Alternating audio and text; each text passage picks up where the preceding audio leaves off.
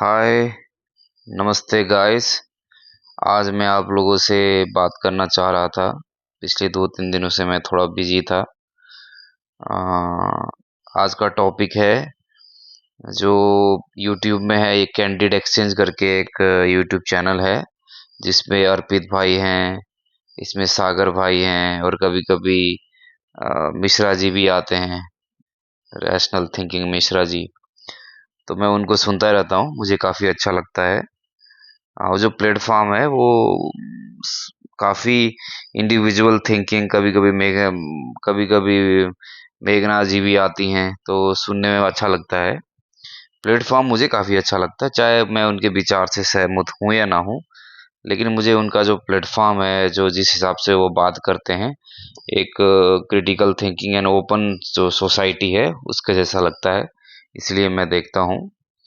और मैं अब एक एपिसोड है जिसमें उन्होंने बताया है कि एस्केप आचार्य प्रशांत ट्रैप करके एक वीडियो बनाया है, जिसमें उन्होंने आचार्य प्रशांत को बताया कि जो उनके जो लाइफ के लिए जो उन्होंने बताया है कि वो इंसान को और ज़्यादा डिमिनाइज्ड और बोरिंग करता है। ऐसा कुछ उन्होंने संदेश देने की कोशिश की है।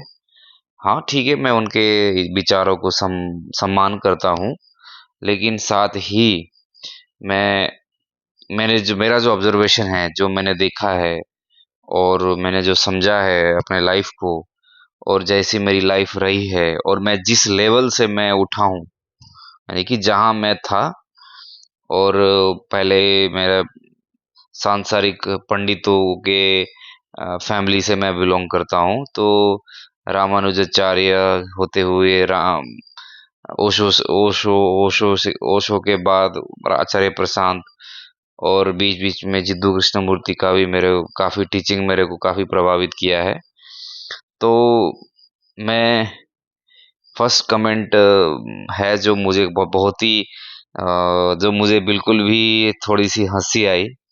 उन्होंने जो बोला कि आचार्य प्रशांत आचार्य प्रशांत की जो टीचिंग है और जो उनका अप्रोच है वो बड़ा बोरिंग है। तो इसके ऊपर मैं जोर से हंसना चाहूँगा, क्योंकि हंसना इसलिए मैं कह रहा हूँ क्योंकि जो जिसको हम कहते हैं ह्यूमर, जिसको हम कहते हैं कि खुशी होना, हैप्पीनेस जिसको कहते हैं, वो फेशियल नहीं होता है, वो दिखावा जो अपीयरेंस होता है उससे क्रिएट नहीं होता है। जैसे मैं आपसे अभी बात कर रहा हूँ तो ये मैं हंस रहा हूँ, ये दिखता नहीं होगा, हो सकता अगर मैं हो सकता हूँ अंदर से, मतलब कि पीड़ा सफरिंग करके भी बात कर रहा हूँ, शायद ये भी हो सकता है, या मैं अंदर से बहुत जो है जॉय फील करते हुए, या बहुत ही ह्यूमर से बात कर रहा हूँ। ये आपका एकदम पर सब्जेक्टिव होता है। ऐसा नहीं कह सकते कि जो आप कह रहे हो, जो किसी की टीचिंग कभी भी ना तो सफरिंग होती किसी की टीचिंग में, ना किसी की टीचिंग में ना बैड ह्यूमर होता है, ना तो गुड ह्यूमर होता है। ये सब जो बंदा है, जो दृष्टा है, जो उसके पास जा रहा है सुनने के लिए, उसमें डिपेंडेंट होता है। और ऐसे कहना कि ये जो है कि ये जो इसकी टीचिंग है बहुत ही ज़्यादा सीरियस है, ऐसा भी नहीं कह सकते। और इसकी जो टीचिंग है बहुत ही ज़्यादा शैलो है, ऐसा भी नहीं कह सकते। क्योंकि आप चाहे जितना मर्ज़ी डीपली बता दें, कोई बंदा अगर सुनने वाला नहीं होगा तो वो आपको डीपली नहीं लेगा। तो और मुझे ये कहना चाहूँगा कि जैसे अगर आपको समझना हो, जिनकी ज़िंदगी में मेरा काफ़ी जिनको मैं अच्छे से जानता हूँ, जैसे 2 व्यक्ति हुए हैं। जैसे कि एक हैं जेके कृष्णमूर्ति, जिद्दू कृष्णमूर्ति, और एक हैं ओशो। तो आपके हिसाब से कौन ज़्यादा सीरियस पर्सन है? तो दिखने में तो सब कहेंगे कि भाई जिद्दू कृष्णमूर्ति बहुत सीरियस हैं और ओशो जो है बहुत ही मज़ाकिया मूड के हैं। बहुत ही मतलब एन्जॉय कराने वाले हैं, हँस-खुश रहने वाले हैं। लेकिन ऐसा बिल्कुल ही नहीं है। देखो, जो अप्रोच होता है, वो बाहर के अपीयरेंस से कोई लेना-देना नहीं होता है। अगर मैं बोलूँ तो जिद्दू कृष्णमूर्ति कम सीरियस हैं, ओशो ज़्यादा सीरियस हैं। बात ये नहीं है कि कोई हँस रहा है या कोई रो रहा है। बात ये कर रहा है जो वो काम कर रहा है, वो उस काम के लिए कितना ज़्यादा डिवोटेड है। उस काम के लिए वो कितना ज़्यादा हाथ-पाँव इधर-उधर मार रहा है, कितने लोगों के पास जा रहा है, कैसे कैसे लोगों से मिल रहा है, उसके पास रिसोर्सेज नहीं है, 10 लोगों के पास जा रहा है, वो धक्के खा रहा है, फिर दोबारा से शुरू कर रहा है, अप्स डाउन आ रहे हैं, फिर भी वो अपने काम को नहीं छोड़ रहा है। ये होता है सीरियसनेस। हंस रहा है फिर भी अंदर से सीरियस है। कोई आदमी हो सकता है बाहर से सीरियस दिखे, लेकिन उसके जीवन में अप्स डाउन नहीं है, स्लो माइंडेड में चल रहा है, फ्लो, गो विद फ्लो में चल रहा है, तो उसे सीरियसनेस नहीं कहते हैं। वो ऐसे एज ए लेक्चरर है, एज अ गुड फिलोसफर है। लेकिन सीरियसनेस किसी भी बाहरी हाव भाव से नहीं कह सकते कि ये बंदा बड़ा सीरियस है। तो ये बड़ा एक बार सोच लेना। मेरे हिसाब से कोई पूछ कहता है कि कौन ज्यादा सीरियस पर्सन है, तो हालांकि ओशो खुद कहते थे कि क्या बोलते हैं कि जिद्दू कृष्णमूर्ति बहुत सीरियस हैं, लेकिन एक्चुअली में ओशो खुद ज्यादा सीरियस हैं। जिद्दू कृष्णमूर्ति वो उनका ह्यूमर सबसे अच्छा, जब वो हंसते हैं तो बहुत सुंदर लगते हैं। उनका जो हंसना है वो उनकी सबसे अच्छा, उनकी क्वालिटी है बहुत ही, जब वो एकदम समथिंग न्यू, वो किसी से आप कंपेयर नहीं कर सकते। जो ह्यूमर है जिद्दू कृष्णमूर्ति का, वो जो भी एक जेन्युइन पर्सन होगा, जो भी एकदम समझदार पर्सन होगा, जब वो हंसेगा उसकी हंसने की क्वालिटी भी अलग होगी। तो इस बात को मैं पूरी तरह नकारता हूँ कि आचार्य प्रशांत बोरिंग है। मुझे लगता नहीं ऐसे कि किसी के, मतलब कि आप ऐसे बोल दो कि इसकी टीचिंग बोरिंग है, ऐसा नहीं हो सकता। हाँ, ये देखना पड़ेगा कि भाई वो कितनी कोशिशें कर रहा है, उसके कितने रिसोर्सेज हैं उसके पास कितनी क्षमता है, और वो अपने कामों में कितना दे पा रहा है, वो अपने काम के प्रति जो होता है, और उसके पास कितनी एबिलिटी है। नहीं है तब भी वो जो कोशिश कर रहा है, और कितने तरीकों से वो उसको कोशिश कर रहा है, यहीं से पता चलता है कि ये सीरियसनेस कितना है काम में, और उसकी टीचिंग में जो उसके साथ रहते हैं। ऐसा नहीं कि हैं करके मुंह खोल के हंसने की कोई जरूरत नहीं है। हाँ, तो जब भी थोड़ा बुक्स पढ़ना हो और रील दिखने में तो फर्क होता ही है। तो वो कहते हैं कि जो वहाँ क्लास में रहते हैं वो सब उनके सिर में सब ऐसा लगता है शक्ल देखे कि सब रो रहे हैं। भाई बुक्स पढ़ना, जो बुक्स मतलब बुक्स रीडर है, और रील्स देखना, दो चीज फर्क है। बुक्स आप जब पढ़ते हो तो थोड़ा सा आपको आलसी आता है, थोड़ा सा आपको बोरियत भी फील होती है। जब आप रील्स देखते हो तो आपको थोड़ा सा क्या होता है कि भाई आपको ज्यादा बस हल्का पानी पी लो तो वो ठीक हो जाता है। तो डिबेट नहीं हो रहा होता है वहां पर, वो एकदम अपने जो भी व्यूअर हैं उनको कुछ संदेश देना चाह रहे होते हैं, कुछ उनके पास कुछ वो टर्मिनेशन देना चाह रहे होते हैं, कुछ संदेश उनके उनके मन में घुसाना चाह रहे होते हैं। तो इट्स लाइक अ प्रोजेक्ट होता है। जैसे बिजनेस कम्युनिकेशन में रहता है ना कि just not a communication, there is a business and goal. In the Acharya Prashant mission there is nothing beyond the business, everything is business. वो अपना बिजनेस जो भी वीडियो में बोलते हैं वो किसी न किसी टॉपिक के ऊपर किसी न किसी पर्पज के लिए ही बोलते हैं। ऐसा नहीं कि जैसे यूट्यूब चैनल में बैठ गई, मैंने बोला तुम्हारा लुकआउट क्या है तुम बताओ, और तुम अपना विचार बताओ, वो नहीं चल रहा है वहाँ।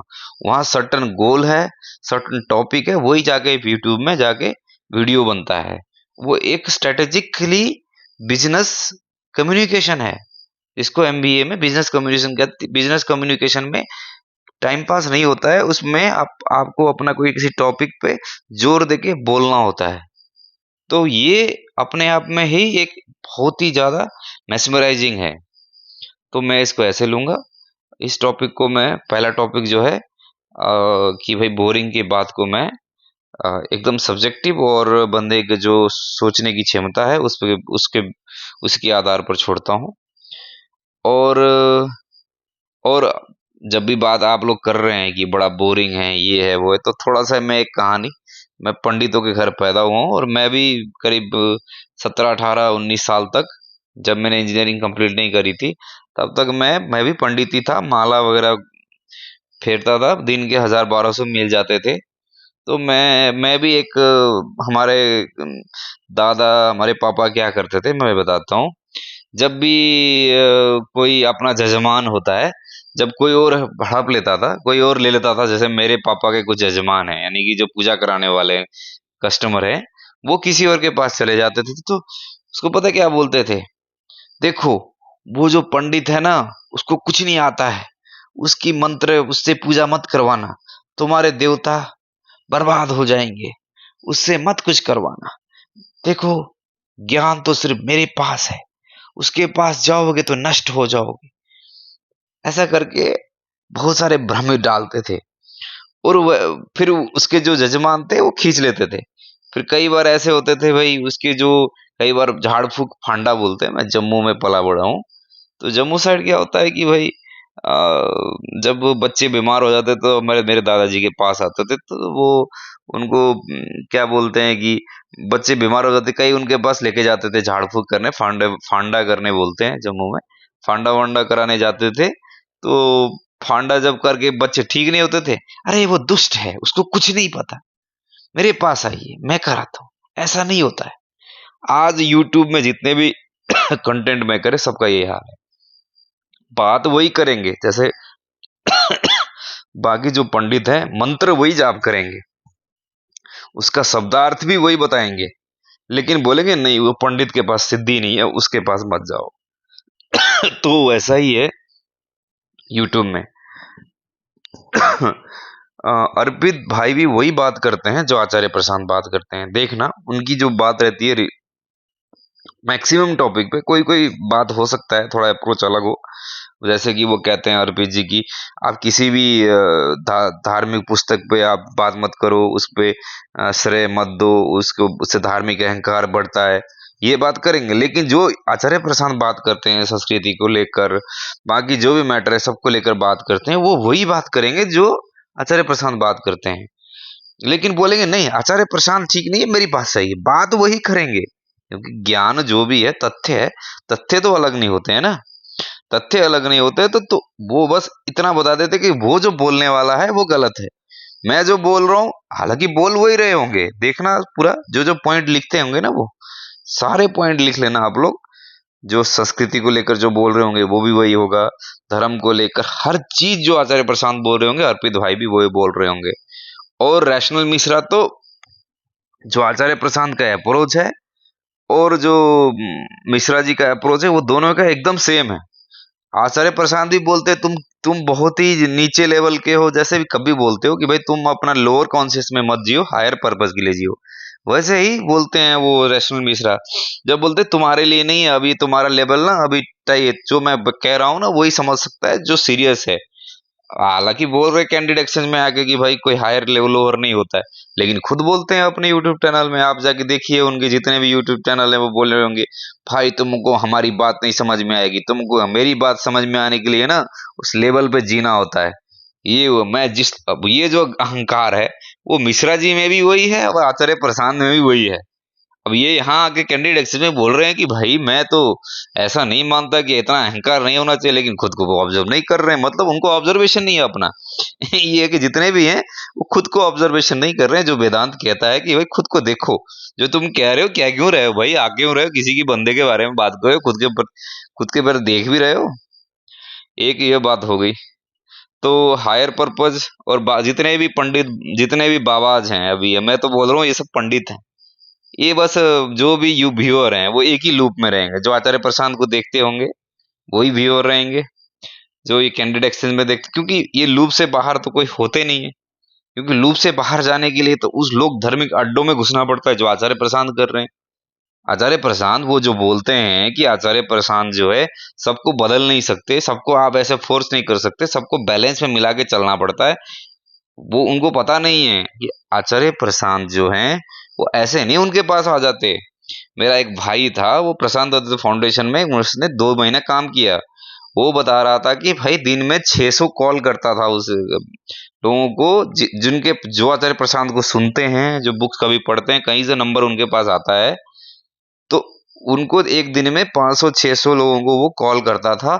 तब उनमें से 600 में से वो नहीं, मतलब रैंडमली नहीं, जो आचार्य प्रशांत की बुक्स भी पढ़ता है, वीडियोज भी देखता है और उनको नंबर भी उनके पास आ जाते हैं, उसको 600 में से एक आदमी गीता गीता कम्युनिटी में ज्वाइन करता है। अब इसके बाद भी भरोसा नहीं कि वो कितना दिन रहेगा। मतलब कि आप समझ रहे हो कि भाई 600 रुपये एक एक आदमी को व्हाट्सएप मैसेज के लिए 1 रुपये लगता है। तो 600 आदमी को मैसेज करेंगे तो एक आदमी आएगा गीता कम्युनिटी में। अब उसको ये भी भरोसा नहीं कि जो आया है वो अगले महीने रहेगा, ठहरेगा, जाएगा, लेकिन उसमें से 40% चले जाते हैं। मतलब कितना बचा? 0.6। आपके पास आप 600 लोगों को आप फ़ोन करते हो, उनमें से 0.6% 0.6% आपके गीता कम्युनिटी में जॉइन होते हैं। तो ऐसा हो ही नहीं सकता कि भाई जो आचार्य प्रशांत जो कह रहे हैं, वो हर कोई आए और उनको सुने। ये तुमको पता नहीं तुम किस दुनिया में तुम देखो। एक बात और मैं कहूँ ना, मैं मंदिर में पला बड़ा हूँ। ये बहुत अच्छी बात है और मैं भी इसी बात पे बहुत ज़्यादा सोचता था कि भाई अ, मेरे को भी लगता था कि भाई ये मंदिर बेकार है। मैंने इंजीनियरिंग भी इसलिए चूज किया। मेरा ही मंदिर है। मेरे दादा ने जो दिया, मेरे नाम पे एक मंदिर है। मैं चाहूँ तो मंदिर में बैठ के मठाधीश बन सकता था, लेकिन मैं नहीं बोला। मैं सोचा ये मंदिर में रहने से कुछ नहीं, धर्म अंधविश्वास है, यहाँ से निकलो। मैं तो अच्छा जॉब करूंगा बाहर ही।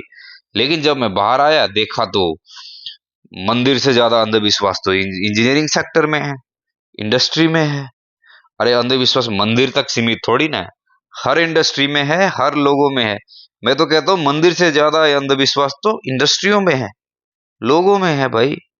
हर चीज में पूजा चलता है, इतने डोनेशन की बात करते हैं, इतने कल्पनाओं में रहते हैं। खास करके सबसे ज्यादा अगर कोई अंधविश्वास जिसे कुछ नहीं पता, वो है इंजीनियर। जो खास करके आईटी, मैकेनिकल, सिविल, ये 3 फील्ड के जो इंजीनियर होते हैं, और इलेक्ट्रिकल भी लगा लो। जो भी इंजीनियर है, इनको ना सोसाइटी का पता है, ना साइकोलॉजी का पता है, ना कुछ हिस्ट्री का पता है। ये सबसे बेवकूफ होते हैं। ये मैंने ऑब्जर्व किया। और मैं देखा चलो यार इनसे नहीं तो फिर मैं देखता हूँ, फिर लोगों से मिलता हूँ, फिर ट्रैकिंग करने जाने लगा, फिर अंग्रेजों से मिलने लगा। हाँ, तो अंग्रेजों का अपना, उनका भी अपना अंधविश्वास है। तो ये बड़ा आसान है। ये जो दिखता है ना, लोक धर्म में जो समाज में अंधविश्वास दिखता है, मंदिरों में दिखता है, इसके लिए कुछ ज्यादा पढ़ने की जरूरत नहीं है। मैं एवरेस्ट में गया था तो मैं बताया था, जब कि भाई एवरेस्ट में गया, वहाँ के जो सिरपाज ट्राइबल्स होते हैं, मैंने मतलब मैं अपने जम्मू के जो सोसाइटी है उनके बारे में मैंने उनको बताया कि हमारे यहाँ जहाँ मैं रह रहा हूँ उधर क्या बोलते हैं, काल सर्पयोग का पूजा होता है। मृत्यु मांझे का व्रत करते हैं, हनुमान चालीसा होता है। ये सब मैं उस ट्राइबल्स को बता रहा था, वो हंस रहा था। बोलता है ये कैसे लोग हैं, ऐसा होता है क्या? बोलता है आप शादी में क्या करते हो, जन्म पत्री वगैरह देखते हो, टेवे देखते हो?" बोलते ऐसा भी होता है? हम लोग तो कुछ नहीं देखते, कैसे बेवकूफ लोग हैं। वही, वो पढ़ा लिखा नहीं है। वो एक क्या बोलते हैं, जो मेरा सामान वगैरह ढोने वाला है, पॉटर है, वो कुछ नहीं पढ़ा लिखा है। लेकिन इवन उसको भी पता है कि एक थोड़ा सा भी जो इसके पास कॉमन सेंस रहता है ना, वो जान देता है कि जो भी ये चल रहा है सब नकली है। ये तो फिर उसके बाद एक झुंड में रह के बात करना बहुत आसान है। यूट्यूब में भी वही है, वैसे ही काम करता है उसमें, वैसे ही एल्गोरिदम काम करता है, वैसे ही लोग उसे व्यूअर्स होते हैं। लेकिन सबसे खतरनाक चीज होता है जब आप उस जो बाउंड्री है उससे बाहर जाके, जब आप किसी ग्रुप में जाते हो, उनसे बात करते हो, तब जाके जो विरोध लगता है। तब जो लोगों से जो आपको बात करने में जो अंदर से जो कंपन होता है, और आपने जो समझा है वो आप जब उसको नहीं सम उनसे जब बात करते हो, उनसे जो विरोध आता है, वहां जाके पता चलता है कि आपने सच में कुछ सीखा है या नहीं सीखा है। तो ऐसे ही यूट्यूब में बैठ के एक दूसरे से बात करके, इससे समाज नहीं बदलने वाला। इस समाज में बदलने का मतलब ये नहीं कि मैं समाज बदल दूंगा। आप जो कह रहे हो कि मुझे पता है, मैं जानता हूँ, मैं ज्ञानी हूँ, या ये समाज ये किसी को बदल नहीं सकते, तो ये पता कैसे सोच है? ये बाबाओं में होता था। जितने भी मेरे दादाजी 108 पंडित थे। तो उनसे मैं पूछता था कि आप इतने सारे तंत्र मंत्र देते हो, बोलते हो कि आप डायरेक्ट ये क्यों नहीं बता देते कि जो जिंदगी जी रहे हो अलग अलग, कभी किसी को मंत्र जाप करने को बोल रहे हो, कभी किसी को क्यों दे रहे हो? तो वो बोलते थे आप डायरेक्ट बोल दो, जो भी है सच्चाई है वो बोल दो। तो बोलते थे देखो, अगर मैं ये ना करूं, कल से मंदिर आना बंद कर देंगे। तो मैं इनको उलझाए रखता हूँ, इनके सच्चाई के बारे में मैं नहीं बताऊंगा। मैं उसको बोलता हूँ ये करो वो करो, तुम ठीक कर रहे हो, तुम गृहस्थी हो, गृहस्थ आश्रम में रहो, ऐसे बोल के वो उलझाए रखते थे। ये एक तरीका होता है। अगर आप बोल रहे हो कि नहीं, कोई आदमी किसी, कोई नीचा नहीं होता है, कोई ऊपर नहीं होता है, देखो जो मास्टर होगा ना वो मास्टर ही क्रिएट करेगा। जो real master create master, not follower. तुम अगर आप मास्टर हो तो आप नहीं चाहोगे कि कोई फॉलोअर करे मुझे। मुझे बड़ा बाबा बनना है, बड़ा विद्वान बनना है, मुझे बड़ा पंडित बनना है, वो ऐसा कभी नहीं करेगा। हमारी सोसाइटी में हुआ यही है। अभी जो लिबरल, जो यूट्यूब के नए थिंकर्स हैं, कंटेंट मेकर हैं, वो कहते हैं कि नहीं, हर एक आदमी बड़ा नहीं बन सकता। आज मैं आया हूँ यहाँ पर, भाई कई लोगों का, जैसे अर्पित जी बोलते हैं, कई लोगों का हाथ है, कई लोग ऐसे हैं जो हमारे यहाँ पहुंचे हैं, कई लोगों का हाथ है। भाई हाथ होगा, लेकिन मैं उनकी सपोर्ट में मैं इसलिए आया हूँ ये बोल के मैं उनको फॉलोअर नहीं बनाना चाहता। तो मैं उनको भी उसी लेवल पे खींचूंगा कि आप भी उस जीवन से ऊपर आ जाओ। नहीं तो उस बाबा पंडित से और अर्पित जी में कोई फर्क नहीं रहेगा ना, क्योंकि अर्पित जी भी वही बात कर रहे हैं जो बाबा जी कह रहे हैं। बाबा जी हो सकता है कि वो ज्ञान की बात कर रहे हैं अर्पित जी, लेकिन लेवल वही है भाई। कुछ लोग होते हैं जो ऊपर होते हैं, कुछ लोग होते हैं वो नीचे होते हैं। ये तो क्या होगा, ये तो एक तो जातिवाद हो गया ना। वो ऊपर जो बैठा है वो बोलेगा तुम वही हो, तुम नीचे हो, ऊपर आओ। बोलना ही पड़ेगा अगर ईमानदार जो है।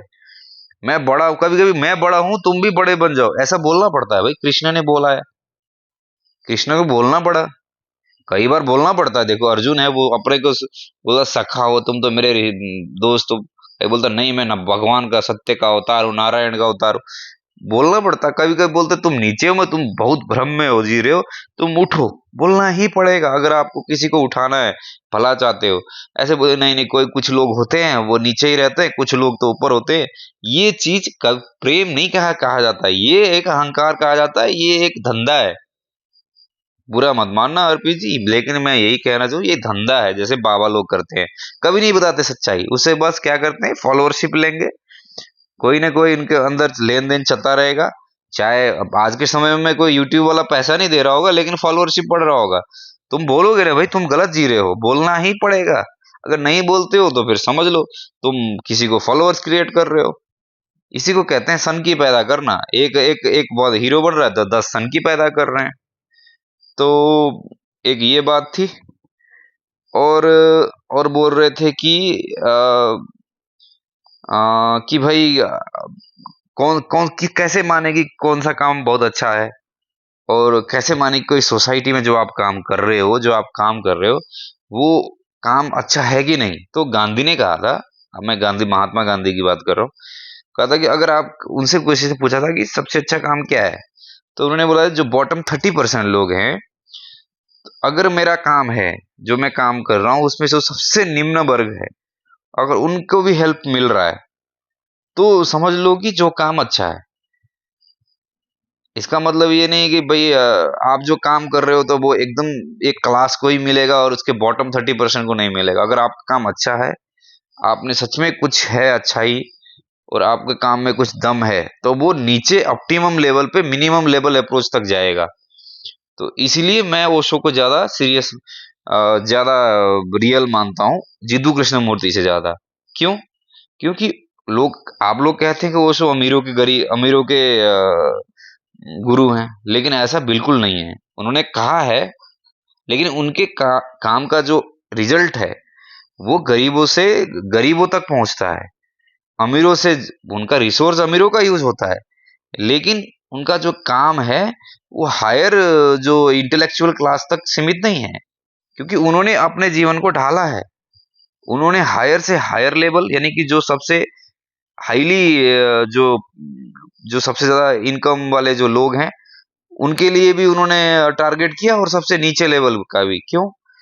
क्योंकि वो चाहते थे कि भाई, अगर वो चाहते तो बहुत ही, जितना उनको जिद्दू कृष्णमूर्ति को पता था ज्ञान के बारे में, उतना उनको भी, वो भी प्योरिटी मेंटेन करके अपने काम को एकदम, जैसे वो जब तक रजनीशाचार्य थे तब तक वो अपना, उनकी जो उनका जो डिस्कोर्स है वो एकदम प्योर है, बहुत क्रांतिकारी है, सुनने में बहुत ही ऑथेंटिक लगता है। जैसे ही वो रजनी से ओशो बनते हैं, ओशो से बाद में भगवान बन जाते हैं, तो उनका देखो, उनका इंक्लिनेशन डाउनवर्ड की तरफ है। दिखने में वो दिख रहे हैं कि अमीरों के गुरु बन रहे हैं, लेकिन जो उनका जो अप्रोच है वो लास्ट बॉटम 30%, जैसे मैं इधर खड़ा हूँ वो उन्हीं की वजह से हूँ। मैं कोई फैमिली बहुत हाईली इंटेलेक्चुअल फैमिली से नहीं हूँ, बहुत गरीब फैमिली से हूँ। अगर ओशो नहीं होते तो शायद मैं जिन जिन लोगों से बात कर रहा हूँ, ये अर्पित हो गए, ये रैशनल मिश्रा हो गए, सागर हो गए, इन लोगों की बात कभी सुन भी नहीं पाता ओशो ना होते तो। आचार्य प्रशांत को तो बिल्कुल मैं उनके इतने दिनों से सुन रहा हूँ, उनको सुन भी नहीं पाता। तो जब भी बात होगी, जो अगर अगर आप बोलते हो कौन सा काम अच्छा है, वो काम दो लेवल पे होगा। जो आपका काम होगा उसमें इंक्रीमेंटल ग्रोथ होगा। जैसे कि आप बोलते हो घर में गृहिणी बाई चॉइस कोई काम करेगी तो वो भी तो काम अच्छा है। नहीं, आप बाई चॉइस करो, चाहे कोई, उसमें इंक्रीमेंटल ग्रोथ होना जरूरी है। अगर आपको वही ग्रोथ काम कर रहे हो, इंक्रीमेंटल ग्रोथ नहीं है, तो आप फिर आपका जीने का मतलब क्या है? आपके काम में ग्रोथ तो जरूरी है ना। तो आप यहाँ बैठे हो वीडियो बना रहे हो, अगर आपका इंक्रीमेंटल ग्रोथ नहीं होगा, आप भी चाहोगे ना कि ग्रोथ रहे, आपका भी लेवल ग्रोथ रहे, जो आप काम कर रहे हो उसमें भी कुछ व्यूअरशिप बढ़े। तो हर कोई ही चाहेगा, इंसान का जो इवोल्यूशन है वैसे हुआ है कि उसमें उसके काम में इंक्रीमेंटल ग्रोथ हो। लेकिन घर पे कोई मेड बन के काम करे तो इंक्रीमेंटल ग्रोथ नहीं होगा ना, उसमें उसका ग्रोथ कैसे होगा? तो इसीलिए प्रॉब्लम है। काम अपने आप में प्रॉब्लम नहीं है, लेकिन इसमें ग्रोथ नहीं है, एक ये प्रॉब्लम है। और सेकंड बात है, जो आप काम कर रहे हो वो वो जो है बॉटम 30% तक जाएगा। और जो जो मिनिमम जो कम समझदार आदमी है, जिनको समझ कम भी है, और जिनके पास, जिन सबको मिलना चाहिए, जो अपनी तरफ से सबके पास पहुंचा दे उस ज्ञान को, उसी को ही सच्चा काम बोल सकते हैं। और वो सबके लिए होगा, सर्वव्यापी होगा, चाहे वो ना स्वीकारे, लेकिन अपनी तरफ से वो सबके पास संदेश पहुंचा देगा। यही काम सबसे हायर हायर वर्क होता है। अपनी तरफ से मैंने पूरा कोशिश किया, हाँ, सुनने वाले ने नहीं सुना तो वो उनकी गलती है ना। जैसे कई बार सुनते भी नहीं है तो क्या होता है, कई लोगों को जान भी देनी पड़ती है। तो जैसे जीसस क्राइस्ट हैं, बहुत सारे लोग हैं ऐसे जिन लोगों को सुना ही नहीं गया, तो नहीं सुने तो उनको जान देनी पड़ी। तो उनको सुनाने का कोई शौक थोड़ी ना था। क्या क्या बोलोगे, जबरदस्ती कर रहा था भाई, जबरदस्ती सुना रहा था सबके पास। भाई थोड़ी बहुत एक्सट्रीमिज्म जरूर होता है। आप अपने तरफ कोशिश करोगे कि भाई मैं जो करूं वो सबके पास पहुंचे, यही है। आपने समझ लिया है, आप सबको आपके जो आपने समझा है वो सबके पास पहुंचे, यही होता है किसी भी ज्ञान का। अगर नहीं तो आप पलायनवादी हो, आप दिमाग विचार में खोए हुए हैं, किसी की कोई आपके होने ना होने से आप भी अपने लिए बोझ हो। तो मेरा यही कहना है। बाकी और कुछ क्या था, मैंने कुछ लिखा भी था। उम्म, हाँ, और आपने एक बात था कि भाई मुझे लगता है कि हमारे सागर जी शाहरुख खान के काफी फैन लगते हैं। मजाक नाराज मत होना, लेकिन सागर जी जो है बोलते हैं, शाहरुख खान का डायलॉग है ना, देखो ज्ञान बाद में देना, पहले पैसे कमाओ। भाई आज भी भारत में अब ऐसा लेवल ऐसे लोग हो चुके हैं जो अच्छा खासा कमाते हैं, लेकिन वो सबसे ज्यादा बेवकूफ हैं। मैं पहले ही बोल चुका हूँ, जो इंजीनियर है उससे ज्यादा अनपढ़ कोई नहीं। जब मेरे दादाजी पंडित थे, जब भी उनको कुछ मानते थे, जब भी उनको पैसे चाहिए होता था तो वो सबसे पहले निशाना मार देते इंजीनियर को, क्योंकि उसे कुछ नहीं पता होता है भाई। एक बैंक वाला मैम होगा, उसे फिर भी सोसाइटी के बारे में नेगोशिएशन स्किल रहता है, थोड़ा क्रिटिकल थिंकिंग रहता है, धर्म के बारे में थोड़ा कुछ रहता है, सोशियोलॉजी का ज्ञान रहता है। सबसे ज्यादा आर्ट्स वाले जो होते हैं टीचर्स वगैरह, वो फिर भी सोचते हैं कहाँ खर्च कर रहे हो, क्या कर रहे हो। वो इंजीनियर्स जो होते हैं वो अपने काम में इतनी बिजी होते हैं, इनके इतने टारगेट्स रहते हैं, कोई भी कहीं भी धार्मिक काम हो, कोई बंदा बाबा मांग ले बोले तो ऐसे उनके पास पैसा भी अभी मार्केट तो पिछले 20 सालों में तो इंजीनियरों का बूम ही कर रहा है। वो जब भी फोन करेंगे, हाँ जी आप ना इतना पैसा दे दो, मुझे ऐसा करना है, तो वो दे देते थे। भाई उनको पैसे की कोई कमी नहीं है। आज भी ऐसे लोग हैं भारत में। आज भी देखोगे तो भारत के लोगों को पता भी नहीं कि खर्च जीवन क्या है, किसमें खर्चा करना चाहिए। ज्यादा पैसे की जरूरत नहीं है। मैंने कह रहा हूँ कि भाई बहुत अच्छा, अच्छे जो पोश एरिया है वहां पर ज्यादा, फिर भी 15-20 हजार 30 हजार में छोटे छोटे कस्बों में अच्छी लाइफ जी जा सकती है। लेकिन उन लोगों को पता ही नहीं खर्चा कहाँ करना है। आचार्य प्रशांत वही बात बताते हैं कि भाई आपके पास पैसे तो हो लेकिन उसका सही यूटिलाइजेज हो। लोगों को पता ही नहीं खाने के लिए खर्च करना, अपने हेल्थ के लिए खर्च करना है, अपनी पढ़ाई के लिए खर्च करना है। और आप ऐसा नहीं कि पढ़ाई में भी ऐसे बिग डोनेशन दे के नहीं पढ़ना है। आप देखो, मेहनत करो, फिर जो आपके लिए जो जरूरत है वो पढ़ो। क्योंकि जो आम आदमी है वो भी बड़े बड़े जो एजुकेशनल इंस्टीट्यूशन में वो किसी के बातों में आकर वो पढ़ाई करते हैं, इंजीनियरिंग वगैरह करते हैं, वो भी डोनेशन दे के। ठीक है, लोग ऐसे ही हैं, सब इंजीनियर बनना है। भाई लोगों के पास पैसे की कमी नहीं है, लिबरल सोसाइटी है इंडिया, तो लोगों के पास कुछ लोग हैं, मानता हूं मैं, पैसे की एक लेवल तक कमी है, उस क्वालिटी तक मैं समझ रहा हूँ जैसे आप लोग जी रहे हैं। जैसे कि भाई सागर भाई जी रहे हैं, कभी थाईलैंड जा रहे हैं, कभी किधर रह रहे हैं, उस लेवल का नहीं है, लेकिन फिर भी जितना उनके पास है वो सही जगह से सही पैसे जो रिसोर्सेज है अपने लाइफ में उपयोग कर सकते हैं। तो इसीलिए बोलते हैं। और फाइनली मैं पूरा कंक्लूड करना चाहूंगा कि मैं किसी का बहुत ज्यादा अंधभक्त नहीं हूँ, लेकिन फिर भी मेरा इतना यही कहना है। मैं आचार्य प्रशांत को सुनता हूँ, मैं गीता कम्युनिटी का मेंबर भी हूँ, लेकिन मेरा यही कहना है, देखिए, जो लूप में है आप लोग बैठे हैं वहां पर बात करना फिर भी आसान है, क्योंकि जो अंधविश्वास है, एथिज्म है, इसमें किसी भी इसमें पढ़ा लिखा होने की जरूरत नहीं है। जिसके पास थोड़ा सा भी अवलोकन होगा ना, थोड़ा ऑब्जर्वेशन होगा ना, वो जो 11th 12th क्लास में थोड़ा बहुत पास भी हो गया है, समझ लो 10th क्लास फेल फेल भी है। मैं तो पहले बोला, एक सिरपा ट्राइबल्स के पास में रहा, वो हंस रहा था हम लोगों पे। तो इसमें ज्यादा पढ़े लिखे होने की जरूरत नहीं है। लेकिन ये हर कोई जानता है कि भाई ये अंधविश्वास है, बहुत सड़ा हुआ समाज है, ये वो दिस डैट है। लेकिन समाज के अंदर घुस के लोग धार्मिक अड्डों पे जाके उनसे बात करना, उनसे जूझना, और उनसे और अपने अंदर को जो जो क्या बोलते हैं, जो अपनी जो फिर उसके बाद जो अपने अंदर आता है ना, वो हिलता है पूरा, जो अंदर रहता है कि बड़ा ज्ञानी हूं मैं। जो उनके तर्कों को सुनते हो आप, जब आप डिफेंस हो जाते हो, डिफेंडिव मूड में हो जाते हो, मतलब मैं बताने के लिए, तब आप उसको नहीं जीत सकते, क्योंकि मान्यता है ना, एक मान्यता दूसरे को नहीं जीत सकता। तो आप उस टाइम लगता है कि भाई जो सफरिंग होता है, जो पेन होता है, तब पता चलता है कि भाई ऐसे ही दो चार बंदों के पास मिल के बात करना बहुत आसान है, और ये बहुत ईजी भी है। लेकिन जो लोग धार्मिक अड्डों पे जाके, मंदिरों में जाके, उस अपने रिश्तेदारों के पास जाके ऐसी बात करना, उनसे शेयर करना और उस टीचिंग को बताना, ये बहुत जरूरी है, ये करना चाहिए। भागने से नहीं होगा ना, कि अम, जीवन तो जो है वो रणभूमि है। आपको हर क्षेत्र पे, जीवन में हर भी जो भी लोग हैं सबके साथ रह के अपने बात करने हैं, अलग अलग तरीके से। बच्चों को बच्चे की तरीके से करना है, सबके पास जैसे किसी भी तरीके से है आपको बात करनी है उनको, उनसे आपको रिश्ता बनाना है, आप भाग नहीं सकते। तो ऐसा नहीं कि भाई किसी की शादी में जा रहे हो या उनसे शादी में जाके आप सच्चाई की बात नहीं कर सकते, ये क्या मतलब है? शादी पे जाके क्या आप उनके जैसे ही हो जाओगे, उनके वैसे ही बात करोगे? तो फिर आपके ज्ञान का क्या मतलब है फिर?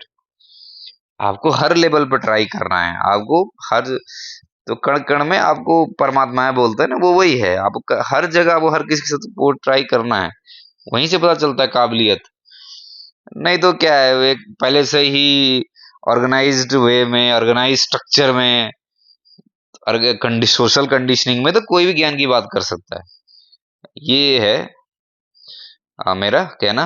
और आप लोग भी कीजिए, लेकिन आप लोग जो कर रहे हो वो अच्छा है, कैंडिडेट एक्सचेंज, मुझे वो प्लेटफॉर्म काफी पसंद है। आ, लेकिन इसको उतना ही तक मत सीमित रखो, हर विचारधारा के लोगों को बुलाओ, इवन ऑर्डिनरी लोगों को भी बुलाओ। तो मेरा यही कहना है, किसी विचारधारा पे फिक्स मत हो जाओ। जितने लोग हैं डिफरेंट डिफरेंट, कभी उसको भी बुला लो, क्या बोलते हैं, प्रेमानंद महाराज के भक्तों को भी बुला लो, कभी किसी को बुला लो, सबको बुलाओ, सबसे बात करो। और वो सबसे बात करो, वो सबके पास पहुंचाओ। ऐसा नहीं बोलो किसी के मजाक उड़ाओ, भाई ये ऐसा नहीं होगा, वैसा नहीं होगा, ये मत बोलो। जो है, जो समस्या है उसको बोलो, विचारधारा मत बोलो, विचारधारा करें, जो समस्या है उसको बोलो, समाधान क्या है लोग समझ जाएंगे। समस्या को जैसे देखोगे, समस्या, लोगों को समस्या ही दिखाई नहीं देती ना। जब समस्या दिख जाता है तो समाधान के लिए लोग अपने आप आगे बढ़ते हैं। आचार्य प्रशांत ये नहीं बोलते कि सच का संदेश दे रहे हैं, बोलते हैं नेति नेति, जो गलत है उसको देखो, देखने मात्र से समाधान का शुरुआत हो जाता है। तथ्य ही सत्य का द्वार है ना। जैसे आप तथ्य को देखने लगते हो तो आपको तथ्यों के बारे में बात करनी होगी, हर लेवल से, ग्रास रूट लेवल तक बात करनी होगी। चाहे शादी में, शादी में बात मिले, शादी में कर लो, दिवाली पे, दीपावली में कर लो, जब मिले जहां मिले तथ्यों से बात कर लो। भाई जीवन इसीलिए है, बात करो कैसे भी हो, चाहे कविता के माध्यम से करो, जैसे भी हो। नहीं करोगे तो जैसे आप कर रहे हो वो बहुत आसान है, किसी से भी करो, वो तो कोई भी कर सकता है। मैं भी आके बैठ के बात कर सकता हूँ आपसे, मेरे पास भी बहुत ज्ञान है। और मैं एक बार लास्ट पे और बता देता हूँ, फाइनली बात इस पे कंक्लूड करूंगा। एक होता है स्कॉलर, टीचर, फिलोसफर। देखो, अगर आपको विचारों पे बात करना है, एक विचार से दूसरे विचार पे आपको क्रिटिकल थिंकिंग के रिसर्च करना है, तो आपको स्कॉलर बनना चाहिए। वो काम स्कॉलर का है। फिलोसफर का है जो आप जीवन जी रहे हो, आप क्या हो, वो आपके जीवन से जो आपके जो वर्ड्स निकलते हैं, जो आपका होना है, जो आपने जीवन जिया है, उससे से निकलता है। उसको हम विजडम कहते हैं, प्रज्ञा कहते हैं। उसी से फिलोसफी बनता है, वो फिलोसफर हो गया। लेकिन जो समाज, जो कुछ काम करते हैं, जो आचार्य प्रशांत जो करते हैं, वो फिलोसफर से बियॉन्ड का है। वो काम है सोशल एक्टिविज्म का। सोशल एक्टिविज्म में आपको अपना गोल रहता है, उस गोल के लिए आपको बात करनी ही होगी। आप ये नहीं कह सकते कि मैं किसी विचारधारा पे चिपकूं, बात कर नहीं करूंगा, इस विचारधारा पे बात नहीं करूंगा। एक सोशल एक्टिविज्म हर विचार पे बात करेगा, हर पॉइंट को वो उसमें लाइट लाइट प्रकाशित करेगा। वो उपनिषदों पे बोलेगा, वो दुनिया के जितने भी शास्त्र हैं सबके ऊपर बात करेगा, हर विचारधारा पे बात करेगा, और सब में चाहेगा कुछ ना कुछ अच्छा मतलब अच्छा इंप्रेशन देना चाहेगा, क्योंकि वो सोशल एक्टिविज्म कर रहा है। वो सोशल एक्टिविस्ट बन रहे हैं, वो फिलोसफर तक सीमित नहीं है। जो आप लोग बोल रहे हो वो एज ए स्कॉलर, थिंकर और क्रिटिकल थिंकिंग, रैशनल थिंकिंग तक है। लेकिन जब आप जीवन में कुछ करना चाहते हो फील्ड में, तो वो आपको एक्टिविज्म है। और थ्रू प्रोपागेंडा, क्योंकि इंटरनेट का जमाना है तो प्रोपागेंडा बहुत है, तो प्रोपागेंडिस्ट के प्रोपागेंडा के थ्रू आप सोसाइटी में कुछ करना चाहते हो तो आपको करना पड़ेगा। ये नहीं बोल सकते नहीं भाई मैं धार्मिक ग्रंथों पे बात नहीं करूंगा, ये तो बंद करो, ये सब बेकार है। नहीं, अगर आपको सोसाइटी पे जाना है, एक्टिविज्म करना है, लोगों के काम आना है, लोगों को पास जाना है, उनसे बात करनी है, साइंस वाले फील्ड को साइंस वाले फील्ड से बात करो। कोई चाहता है कि भाई उपनिषद उपनिषद से बात करो, ये एक्टिविज्म होता है। जब धर्म एक्टिविज्म बन जाता है तो वो जो आचार्य जी कर रहे हैं वो वही है। तो आपको ऐसे समझना चाहिए। ऐसे नहीं समझना चाहिए कि भाई वहाँ वैचारिक स्वतंत्रता नहीं, वैचारिक स्वतंत्रता चाहिए तो आप कॉलेज में जाइए, बड़े बड़े स्कॉलर हैं उनसे बात कीजिए, बड़े सारे यूट्यूब चैनल है वहां से देख लीजिए। क्रिटिकल थिंकिंग की बात करेंगे तो बहुत सारे क्रिटिक्स रिव्यूज हैं, critical thinking science and research paper है, उससे आप क्रिटिक्स निकाल लो। आचार्य प्रशांत क्रिटिकल थिंकिंग ये सब नहीं कर रहे हैं, वो बहुत सीरियस है अपने काम में। वो कर रहे हैं सोशल एक्टिविज्म, उनको कुछ, उनकी कुछ टारगेट है वो अचीव करने हैं। उनके वीडियो को ऐसे मत देखो कि भाई कोई लर्निंग पॉइंट, वो चाह रहे हैं कुछ करना चाह रहे हैं, वो काम करना चाह रहे हैं, वो युद्ध कर रहे हैं जीवन में, तो वो एक्टिविज्म है। आप उसको ऐसे देख रहे हो जैसे कोई कोई एक वीडियो की तरह देख रहे हो कि कोर्स है, नहीं। वो पूरा एक एक्टिविज्म है, एक प्रोपागेंडा है, जिसके थ्रू वो उनके कुछ गोल्स हैं। आपको पता ही है उनके क्या क्या गोल्स हैं, वेबसाइट में जाके आप देख सकते हैं। आप ऐसे समझे तब जाके ही कुछ समझ में आएगा, नहीं तो फिर हमेशा मजाक उड़ाते रहोगे। और जो आचार्य प्रशांत को मैं जैसा बुद्धू बंदा भी, फिर मैं भी यही बोलूंगा कि भाई जो आप समझ रहे हो गलत समझ रहे हो, वो आचार्य जी भी हंसेंगे आप पे। ओके, नमस्ते, अपना ख्याल रखना, फिर दोबारा से आपसे मिलेंगे। जय हिंद।